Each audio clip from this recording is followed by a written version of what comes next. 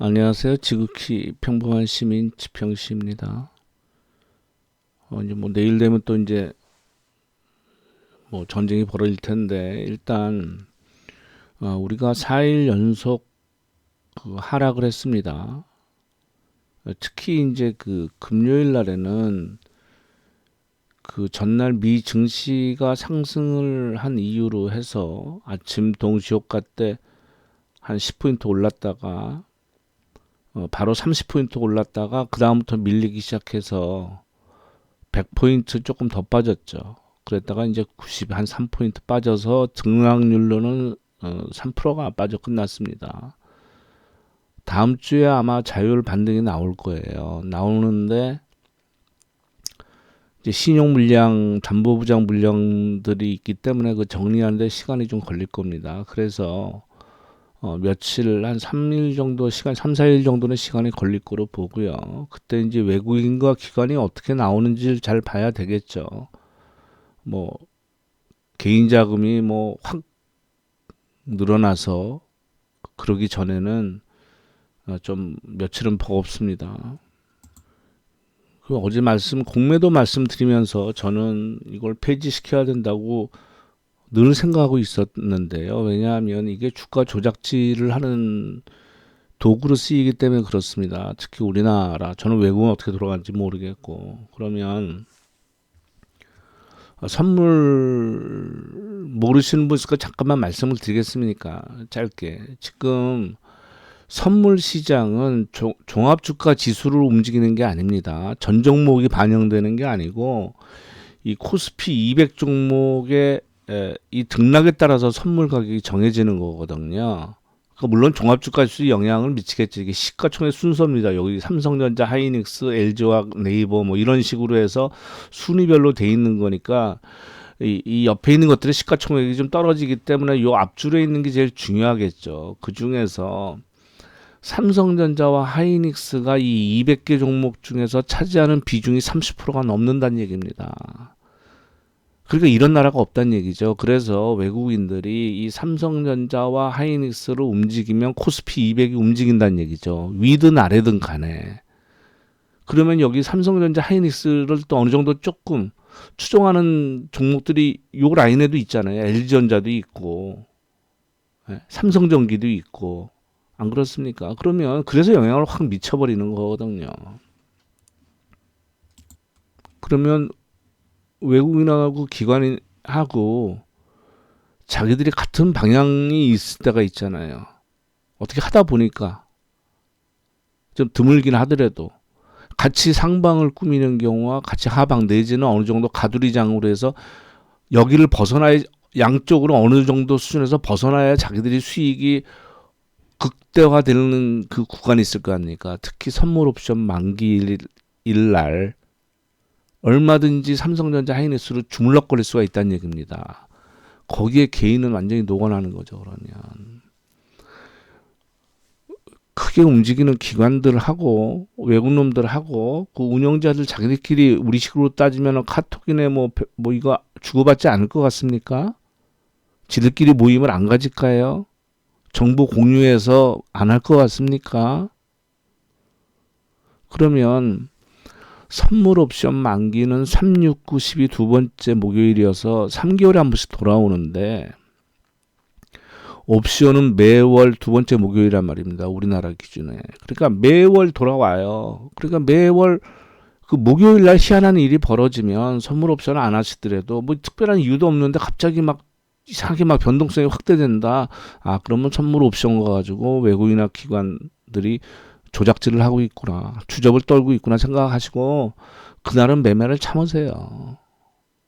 근데 더 희한한 일은 과거에 선물 옵션 시장이 굉장히 활성화됐었습니다. 그게 좋고 나쁘게 얘기가 아니라 개인 투자자들이 얼마든지 접근이 가능해서 들어왔었는데 그렇다고 해서 그 사람들이 선물 옵션을 아무것도 모르고 들어올 수가 없어요. 뭐 제도라도 알고 증거금도 알고 뭘 아니 마진콜을 알고 해야 들어오는 거지. 하여튼 어쨌건 간에 그래서 별로 규제가 없었는데 내 외국인들이 다 빨아먹은 다음에 한 그러니까 우리가 아마 거의 세계 시장 1등인가 2등 했었습니다. 이 거래 규모가. 그러더니 이 펜테 돌리는 놈들이 규정을 바꿔가지고 개인들이 못 들어오게 막아버렸어요. 어떤 뭐 교육을 들어야 되고 돈, 그러니까 제일 귀찮은 게 교육을 긴 시간을 들어야 되고 시험을 봐서 뭐 어쩌고. 그래서 확 떨어졌죠. 뭐 7인가 11로 떨어졌죠. 거래 대금이. 그러더니 지금 또 슬슬 그걸 또 풀고 있습니다. 근데 저는 그거 얘기하는 게 아니라 골 때리는 게 2019년도에 위클리 옵션을 만들어요. 물론 미국 시장이 그렇게 하고 있으니까 또 덩달아서 했겠죠. 누군가 요구가 있었을 겁니다. 그러니까 옵션 만기일이 이제 매월 목요일날, 둘째 주 목요일날 돌아오는 게 아니라 매주 목요일날 돌아옵니다. 매주. 그러니까 이건 도박판을 만드는 거예요. 근데 거기에 사속 올리는 거는 걔네들이 자금력이 막강하니까 그래도 피해를 안 주니까 그래서 사속 올리는 거 올린다고 칩시다. 그 다음에 빼더라도 공매도는 빼려고 하는 거잖아요. 아니 그러면 그냥 순수하게 투자해서 장기적으로 보는 사람한테 왜 그런 개 같은 피해를 줍니까? 공매도는 선물 옵션이야. 너 죽고 나 살자. 이건 완전히 가위바위보 이렇게 게임이 정해지는 거 아닙니까? 윈윈하는 게 아니잖아요. 전쟁터잖아요. 근데 주식시장을 그냥 일반 주식시장을 전쟁터로 만들면 안 되죠. 전쟁터가 뭡니까? 투기장화인데. 그게 공매도 아니겠습니까? 왜 주식이 오르면 너도 좋고 나도 좋고 그래 수익 나고 좋다 이게 아니잖아요. 네가 죽어야 내가 사는 거니까. 그러니까 이게 영향을 미치는 거 없이 아까 종합주가에 3% 빠졌지 않습니까? 이쪽 라인이 그래도 규모가 큰 거래 대금이니까 영향을 미친다고 보면 일반적으로 전부 다 3% 이상 빠졌어요. 안 그렇습니까? 삼성바이오 5%, 기아차 6%, L전자 뭐 7% 정도, 삼성 뭐 SD 뭐 6%. 거의 6% 이상 빠졌어요. 금호석유는 뭐 요새 뭐 분쟁 때문에 10% 빠지고 그랬지만 그 이유는 뭐냐면 하이닉스가 0.4%밖에 안 빠졌어요. 그리고 삼성전자가 2%밖에 안 빠졌기 때문에 3% 빠진 거지. 거꾸로 생각해 보세요. 그러면 삼성전자하고 하이닉스가 한 5%씩 빠졌다고 보세요. 그럼 종합 코스피 200 5% 빠지는 거예요. 5% 이상 빠지는 거예요. 다른 것들은 더 빠져요. 일반적으로 봤을 때. 그러면 특히 외국인들이 공매도로 제일 많이 괴롭힌 게 우리나라 증시에서 셀트리온이죠. 이거 KRX 들어가면 볼 수가 있으니까요. 이거 재작년이고 작년 맞지? 2020년도 2, 3월 달 뭐 이 정도에서 보통 그 전서부터 이게 1200만 주대 있었습니다. 과거에는 더 많았을 텐데 아마 제가 보기에는 좀 줄여서 이런 걸로 알고 있는데 하여튼 1200만 주일 때 2조 원대 초반이었죠. 그러니까 장고 공매도 수량은 1200만 주 때려가지고 장고 금액이 2조 1000억에서 2000억 정도 됐습니다. 그랬다가 줄입니다. 그러니까 여기 1200만 주에서 1000만 주대로 들어오니까는 1조 9천억으로 떨어졌죠. 이게 이제 일반적으로 주가 움직임이 별로 없었을 때 상환시킨 거죠, 이제. 근데 보십시오. 1200만 주에서 600만 주대로 뭐 거의 50%는 아니더라도 한 45% 정도 줄였는데 잔고 금액은 2조 1000억 똑같아요. 그 얘기는 뭐겠습니까? 주가가 더블 났겠죠. 그러니까 얘들 손해보고 있는 겁니다, 지금. 공매도 수량을 반 정도 상환시켰는데 잔고 금액은 똑같아요. 그러니까 얘들이 지금 2조 정도 손해봤을 겁니다. 열불이 뻗치는 거예요. 그러니까 얘네들이 12월 달에 악성 리포트를 2번 냈죠. CS하고 뭐 골드 어디야? 저기 JP인가 같은. 걔네들이 공매도 세력이거든요. 네 군데. 그러니까 이때 680만 주 정도 있었을 때 700만 주, 800만 주에서 상환시켰다가 이제 꼭지가 돌았는지 이제 지들 돈이 아까우니까 여기서 악성 리포트를 연방 2번 내죠. 목표 주가가 현재 주가의 반토막씩 냅니다. 그렇게 빠진 게 정상이라고. 그런 다음에 얘들이 한 30만 주 상환을 시켜요. 말이 안 되잖아요. 좀 공매도 늘리지 못하더라도 왜 30만 주를 왜 줄입니까? 예? 주가 반토막 난다며. 그러니까 사기를 치는 거예요. 어쩔 수 없이 상환시켜야 될 애들이 있겠죠. 마진콜을 당했든지 아니면 뭐 자기들 응? 어떤 이유가 됐든 간에. 근데 그 다음부터 공매도는 이제 멈춰 있습니다. 줄이질 않습니다. 650만 주. 이 얘기는 뭐죠? 3월 중순을 기다리고 있겠죠. 원수가 풀라고. 예? 또 어떤 리포트를 내고 또 악성 루머를 내면서 업팅룰 안 지키면서 잘 보세요. 이거 공매도 늘어날 때요. 쟤들 이거 그거 안 지킵니다. 왜냐하면 매도가 이하로 내놓을 수가 없거든요. 수량을. 그래서 그건 내 오해인지 몰라도 몇 티 가래로 막 그냥 시장가 조지듯이 조지던데. 뭐 다른 뭐 세력일 수도 있겠죠. 그거는 지들이 보유한 수량을 그렇게 죽일 수도 있잖아요. 공매도가 아니더라도. 그럼 공매도는 위로 걸어놓고 지들이 몇만 주씩 막 때려버릴 수가 있잖아요. 지들 보유한 게 있다 그러면. 공매도 때리려면 그런 작업에 들어가죠. 또 사가지고 사 늦춰 사놨다가 그걸로 같이 죽여버려야 되니까 유통하면. 그리고 온갖 그 나쁜 리포트 내면서 그때 조져버리면 지들 현물 팔면서 죽여놓은 다음에 공매도 상환시키면 될 거 아닙니까? 이것도 늘어나면 장이 희멀거리 할 때 걔들이 그 타임 노려서. 그러니까 지금 저는 속으로는 아주 고소하고 좋은데 저기 미국에서 공매도 친 애들 헤지펀드 애들 당하는 게 속으로는 고소한데 그것도 이렇게 특정 사이트에서 이렇게 해서 하는 게 어떻게 보면 담합이잖아요. 어떤 게 좋아서 사자 뭐 이런 합리적인 그런 게 아니고 여기가 공매도를 많이 때렸으니까 헤지펀드 애들이 특정 종목을 사서 우리가 올려버리자.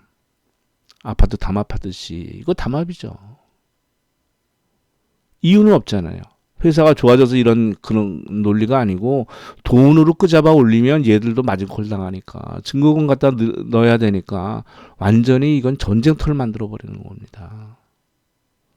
물론 저도 전쟁터라고 생각해요. 주식시장이. 근데 이거는 무자비한 거죠. 이거는 룰이 없는 거죠. 전쟁에도. 전쟁포로 학살하면 되겠습니까? 예? 지금 예탁금이 70조 넘었다가 74조 갔다가 지금 한 68조, 7조가 좀 안 되는데 이게 개인들이 지금 물려 들어가니까 새로운 자금이 확 늘어나지 않으면은 시장의 키는 이제 외국인한테 넘어간 거죠. 기관하고. 이 신용자금을 줄 수밖에 없어요. 왜냐하면 대형사가 신용이 다 찼거든요. 저번 주부터. 그러니까 이거는 뭐 지나간 수치가 나오는 거죠. 3일 전 거니까. 근데 여기서 걸렸던 그 주식 매수한 자금들이 어느 정도 수익이 나서 매도를 했으면 빠져나간 게 아니고 일반적으로 이 가들이 여기서 움직이는 종목들이 있으니까 분명히 매수를 했을 거라고요. 또 신용 매수를. 근데 여기서 이제 덜컥 걸린 거죠. 이제. 그러면 이게 최고치 장중 최고치에 대비해서 8% 이제 9% 정도 빠졌다고 보죠. 8.88이니까. 근데 제가 이렇게 굵은 선으로 해놨지만 여기서 상승 저 매수 사인 나와서 하여튼 이 위로 상승을 할 때는 이 21선을 안 깼잖아요. 안 깨고 타고 올랐는데 여기 쉽게 무너져 버렸잖아요. 장대음봉으로. 코스닥도 마찬가지잖아요. 이거 21선 다시 뚫고 하려면 시간 걸립니다. 이거. 그러면 미국 시장 볼까요? 미국 시장도 마찬가지죠. 지금. 미국도 3만원이냐 쉽게 깨진 거죠. 21선 밑에 있습니다.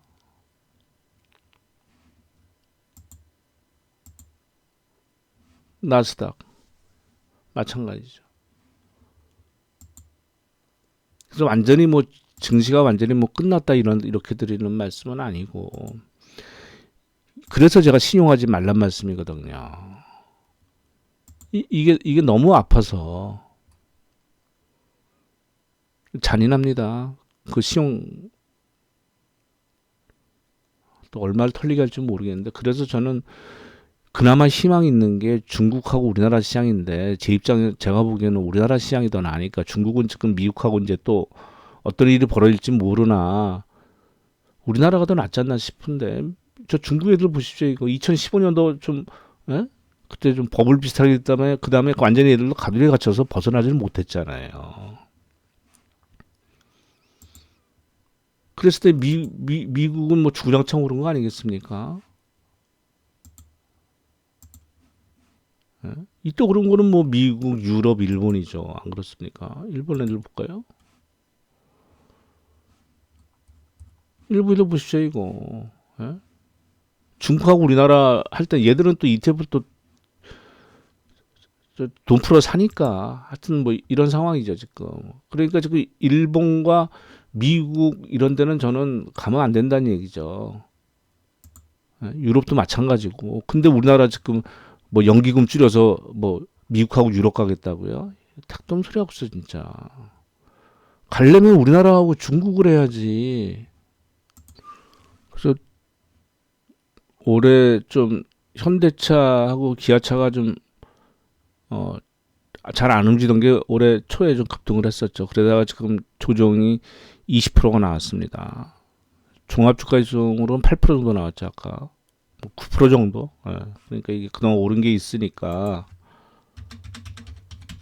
현대차가 이렇게 빠졌는데, 저는 그 어느 시점에 현대차를 다시 사냐를 잘 고민해 봐야 될 때라고 저는 봅니다. 제가 보기에 올해 살만한 거는 현대차 그룹 말고는 글쎄 자신 있게 말할 수 있는 건 현대차 그룹이 아닌가 싶은데, 그러니까 어떤 사람한테도 기회가 오는 거죠. 위기는 위험과 기회가 같이 있는 거니까, 위험이 지나면 기회가 오는 거니까, 잡는 사람한테는 그거를. 근데 이 신용이 먼저 문제란 얘기죠. 뭐 현대차 그룹이 뭐 현대차의 경우에 융자 잔고가 지금 150, 한 3만 주 되니까요. 하루 거래가 200만 주 이상 되니까, 근래 많이 될 때 1000만 주 넘으니까 크게 신용에 대한 부담은 없습니다. 그래도 하여튼 전반적으로 봤을 때 시장 전체 그 담보 부족이 발생을 하면 어떤 상황들이 벌어지냐면은요. 그 전부 다 신용으로 산 게 아니고 현물 주식하고 신용 주식 이렇게 샀잖아요. 예를 들어서. 근데 현금은 없다고 봅시다. 현금을 외부에서 투입을 시켜서 현금 상환을 시키면 담보 비율이 확 올라가죠. 근데 현금을 입금시킬 여력이 없다. 그러면 주식을 파는 수밖에 없어요. 왜냐하면 140% 미만 돼서 그날 종가에 생기면 그 다음날 정리 안 하면 그 다음날 이틀 후에 바로 동시효과 아침에 반대면 나가니까. 그러면 과거에는 현물 주식을 대형가 70%밖에 안 잡아주기 때문에 과거에는 현물 주식을 팔고 그랬는데, 요즘은 현금 주식을 전일 종가 100%로 잡기 때문에 140%가 나왔다는 거는 현물 주식 파는 건 아무런 의미가 없어요. 담보비율이 발생한 다음에는. 발생하기 전이라면 현물 주식을 팔아서 신용을 상환시킨다고 그러면 조금 담보 비율이 올라가겠으나 어느 정도 없기 때문에 무조건 신용 물량을 팔아야 돼요. 근데 이게 계속 담보 비율 140%가 신용을 팔더라도 실시간으로 팔더라도 그날 종가라든가 그 다음날 종가가 또 빠져서 담보 비율이 또 생길 수도 있잖아요. 그런데 그건 차치하더라도 일단 신용을 팔았는데 마이너스가 나오는 경우가 꽤 많아요. 차손이 생겨요. 그러니까 신용 주식을 팔았는데 내가 신용을 증거금을 100만 원 가지고 200만 원씩 샀는데 마이너스 난 금액이 100만 원보다 크다는 얘기죠. 그럼 마이너스 50이 나와요. 그럼 그게 또 미수가 되는 거거든요. 그럼 미수는 바로 다음날 반대매에 나가야 되잖아요. 그러니까 그때는 또 현물 주식을 팔아야 돼요. 그게 악순환이거든요. 신용을 팔았는데 미수가 나니까 또 현물 주식을 팔아야 돼. 근데 주가가 반등을 못했어. 그럼 다시 또 담보 비율이 또 발생해. 그럼 또 팔아야 돼. 그럼 결국은 현물 주식까지 다 없어지는 거예요. 그래서 내가 100을 넣었는데 나중에 담보 비율 상태에서 멈추면 찾아가는 돈이 20 되는 거예요. 15나 보통 15, 10 이렇게 돼 버리는 겁니다. 그러니까 종합주가지수는 아무것도 아니잖아요. 뭐 종합주가지수에서 최고 장중에서 9%밖에 안 빠졌는데 웬 담보비율이 나오냐 하겠지만 종목별로 절대 안 그렇습니다. 그래서 주식이 무서운 거거든요. 이거 지나고 나서 한참 이렇게 또 지나면 오르잖아요. 이런 거 주봉으로 보고 그러면 아무것도 아닌 거거든요. 아주 미세한 거거든요. 근데 거기서 맞는 거예요. 이런 데서 담보비율이 푹푹 나오는 겁니다.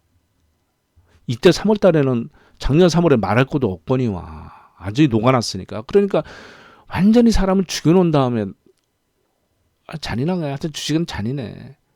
이때도 담보비율이 또 나올 수가 있거든요. 시험안에 걸린 사람들은. 이번에 또 나오고. 종합주가로 9%밖에 조정을 안 받았는데 그나마 제일 덜 빠지고 제일 강한 게 하이닉스였는데 12.5% 빠졌잖아요. 삼성전자 봅시다. 삼성전자 15% 빠졌어요. 종합주가에서 9% 빠졌는데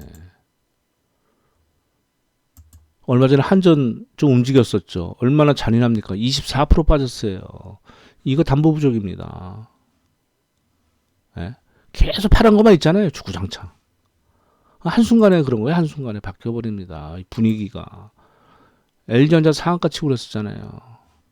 이것도 20%. 물론 오른 게 있으니까 사람들은 여기서 많이 올랐네 그러죠. 근데 사람들이 이때 산 사람 얼마나 되겠어요? 가서 버틴 사람이. 샀다 팔았다 하면서 여기서 또 올리는 거지. 그래서 제가 다시 한번 말씀드리지만 주식은 현금으로 하는 게 좋습니다. 근데 나는 진짜 갚을 능력이 되고 그럴 경우에는 마이너스 통장이나 은행에서 대출을 받아서 매달 어느 정도 갚아나가고 이런 능력이 되는 분들은 그렇게 할 수가 있겠죠. 레버리지를 일으킬 수가 있는데 증권사에서 신용을 쓰면 이거는 바로 담보 비율이 나오면 바로 조치가 들어가잖아요. 은행에 내가 대출 받은 게 마이너스 통장 쓴 게 주가 빠졌다고 해서 은행에서 돈 갚으라고 톡촉 안 하잖아요. 그런 일 없잖아요. 주가 빠진 거 아무 관계가 없잖아요. 그러니까 이제 그거는 진짜 조심하셔야 됩니다. 왜냐하면 10번 잘해도 한 번 하면은 그냥 이렇게 훅 해서 가는 거예요. 그러니까 사람들이 못나서 주식해서 깨지는 게 아니고 단지 신용 때문에 깨지는 거예요. 현무 우량주 같은 경우에 괜찮으면 버티면 되죠. 그 기간이 얼마 걸릴지 모르겠으나 잘못 걸리면 10년 걸리는 것도 있고 하지만 지금 트렌드라고 그러면은 미래 지향성이 있고 실적 바탕되는 회사 이제 실적주로 좀 넘어갈 수도 있거든요. 이렇게 되면 사람들이 그래 기본 가치가 되는 주식을 사자 해서 그쪽이 먼저 또 반등 나올 수가 있어요. 그 CJ 제일제당이나 뭐 이런 거. 하여튼 신용은 좀 안 하셨으면 좋겠습니다. 예, 감사합니다.